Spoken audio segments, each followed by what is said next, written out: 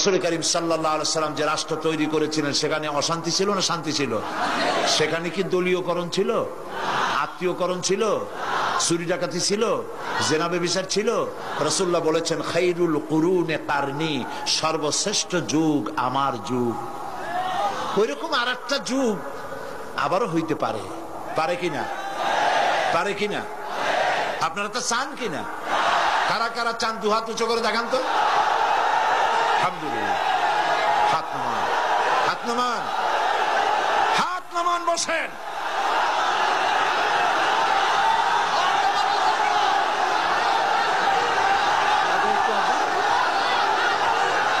রাসূল করিম, বাস হয়েছে, আমি বুঝতে পেরেছি আপনারা পারবেন ইনশাআল্লাহ।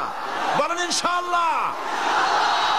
বসুন, এক মুহূর্তে বসবো।